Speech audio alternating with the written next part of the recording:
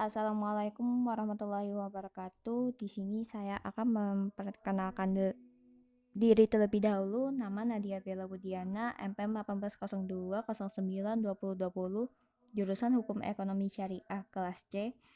Mata kuliahnya Hukum Pasar Modal Syariah. Di sini saya akan menjelaskan tentang pasar modal syariah di Indonesia.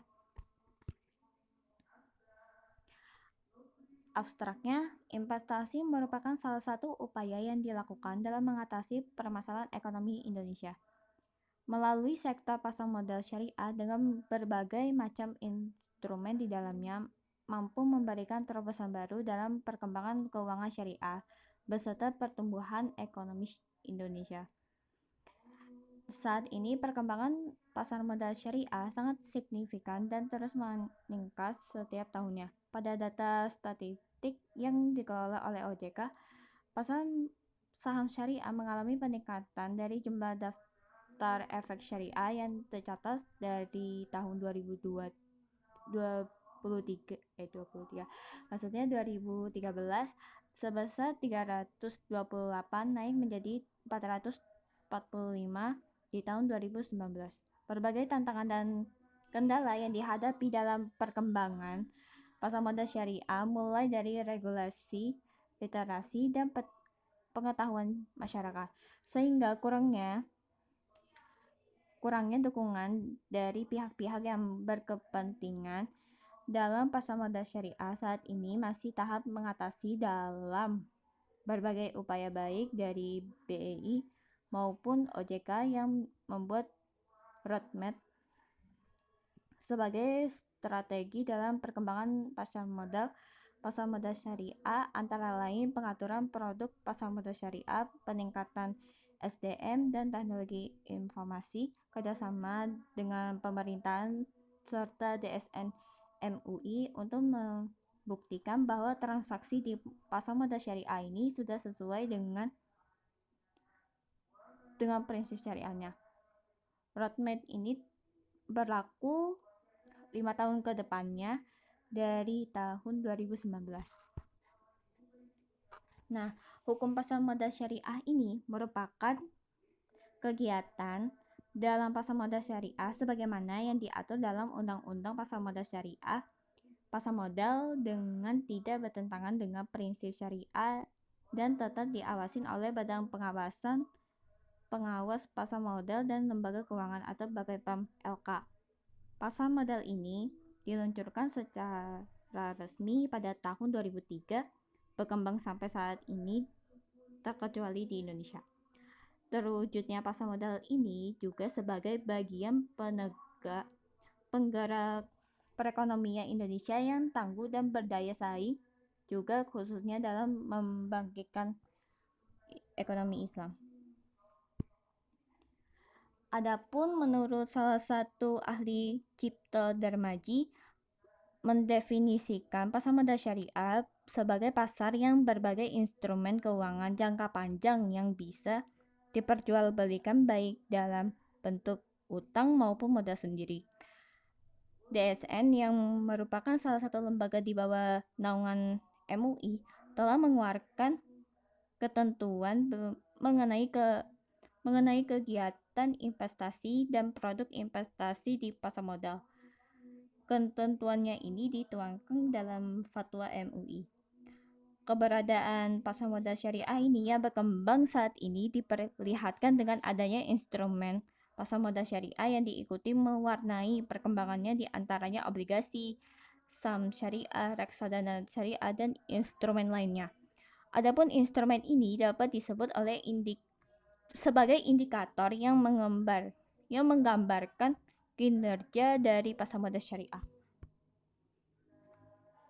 Penerbitan instrumen-instrumen investasi ini dipandang sebagai inovasi yang dikembangkan untuk segala bentuk keuangan syariah, khususnya Indonesia. Meskipun demikian, masing-masing ada pihak dan masyarakat yang menganggap bahwa pasar modal syariah ini, jika dilihat dari perkembangannya, masih berjalan di tempat. Hal ini dikarenakan karena kurangnya pengetahuan dan wawasan masyarakat terkait pasar modal syariah. Dengan dibuktikan dengan melihatnya statistik perkembangan pada tahun 2013 hingga 2019. Ini terus meningkat. Pada tahun 2013, periode pertama daftar efek syariah ini sebesar 302, dari periode kedua meningkat menjadi 328. Sehingga pada tahun 2019, periode pertama ini tercatat 408, dari periode kedua mencapai 445. Reksadana syariah ini merupakan portofolio pasar modal syariah yang dikembangkan terus mengalami peningkatan dari 2015 hingga 2019. Tercatat dalam data statistik pasar modal syariah yang dikelola oleh Direktorat Pasar Modal Syariah Otoritas Jasa Keuangan atau OJK pada tahun 2015 hingga dengan NAB sebesar 10 miliar hingga 2019 mencapai 53 lebih miliar dengan jumlah reksadananya. Tetapi dalam hal ini perkembangan pasar modal syariah di Indonesia tidak pula berjalan dengan mulus. Pasar modal syariah ini dihadapkan dengan berbagai macam kendalanya atau tantangan. Nah, kendalanya ini yaitu pertamanya perkembangan pasar modal syariah di Indonesia ini adalah pengetahuan masyarakat terhadap pasar modal syariah ini masih kurang.